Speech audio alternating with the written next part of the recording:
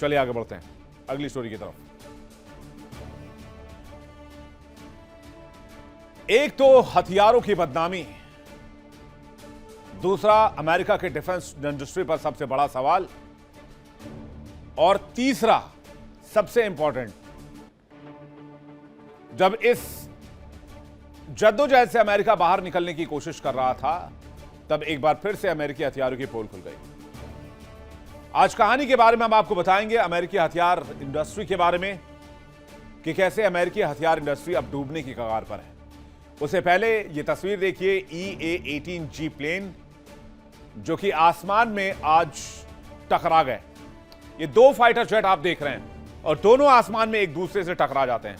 और ये तस्वीर वैसे ईरान की तो नहीं है, ये तस्वीर जो आप देख रहे हैं ये है अमेरिका की इडाहो की तस्वीर, जहां पर हवा में एक ऐसी गलती, हालांकि दोनों पायलट सुरक्षित हैं, लेकिन हवा में एक ऐसी गलती हुई जिसके बाद एक बार फिर से अमेरिकी हथियारों पर सवाल है। कल इडाहो के Mountain Home Air Force Base पर Gunfighter Skies air show का आयोजन किया गया। इस शो को 8 साल के बाद दोबारा लाया गया था। मकसद यह था कि अमेरिका के वायु शक्ति का प्रदर्शन करना।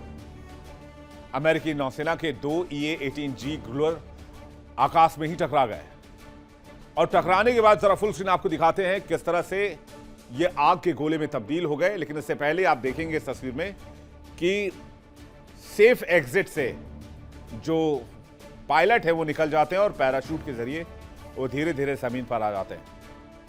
लेकिन दोनों फाइटर जेट इडाहो के रेगिस्तान में गिरते हैं और काले धुएं के गुबार में तब्दील हो जाते हैं, और फिर होता है बहुत बड़ा धमाका।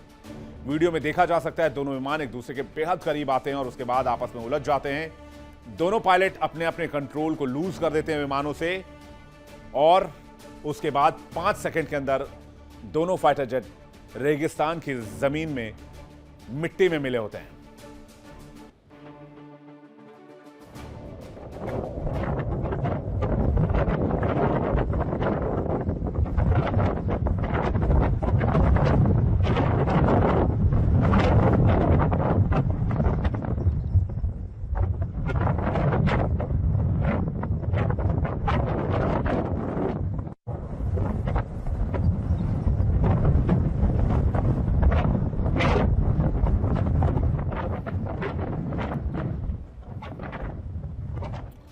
अब जिस विमान को नुकसान हुआ, जो विमान क्रैश हुआ EA-18G, उसके बारे में जान लीजिए।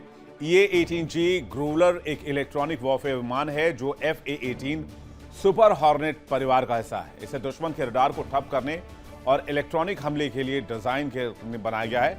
बोइंग के मुताबिक ये अमेरिकी नौसेना का सबसे उन्नत एयरबोर्न इलेक्ट्रॉनिक अटैक प्लेटफॉर्म है और आज दुनिया में अपनी श्रेणी में उत्पादन में एकमात्र विमान है। एक 18G की कीमत $6 करोड़ 70 लाख के करीब है। अगर 2 विमान यहां धराशायी हुए, मतलब आप समझ लीजिए 1200 करोड़ रुपए मिट्टी में मिल गए अमेरिका के 5 सेकंड में।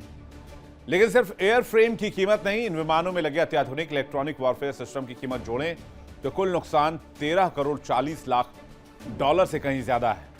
यह एयर शो 8 साल के अंतराल के बाद आयोजित किया गया था, जिसमें VAQ-129 वाइकिंग स्क्वाड्रन की ग्रूलर डेमो टीम हिस्सा ले रही थी। चलिए समझते हैं ये एयर शो जिस मकसद से शुरू किया गया था वो आखिर उल्टा कैसे पड़ गया। एयर शो का मकसद ये था कि अमेरिकी हथियारों को एक बार फिर से बढ़ा चढ़ाकर दिखाना और अमेरिकी हथियारों के लिए बाजार तैयार करना। 8 वर्षों के बाद इस एयर शो का आयोजन किया गया। मकसद ये था कि अमेरिकी हथियारों की ताकत दिखाई जाए। जंग में 42 विमानों के गिरने के बाद भी अब अमेरिका अपनी वायुसेना की ताकत का प्रदर्शन करना चाहता था। यूएस ये दिखाना चाहता था कि वायु शक्ति उसकी जो है वो अभी भी दुनिया में सर्वश्रेष्ठ है, इसलिए दुनिया उनके हथियारों पर भरोसा कर सकती है। लेकिन यहां पर दाव ही उल्टा पड़ गया। संदेश ये गया कि आज की तारीख में अमेरिकी हथियारों पर भरोसा नहीं किया जा सकता है। ईरान जंग के बाद वैसे भी अमेरिकी हथियारों पर सवाल उठाए जा रहे हैं। अब आते हैं उस बड़े सवाल पर, क्या ईरान युद्ध ने अमेरिकी हथियार बाजार को नुकसान पहुंचाया?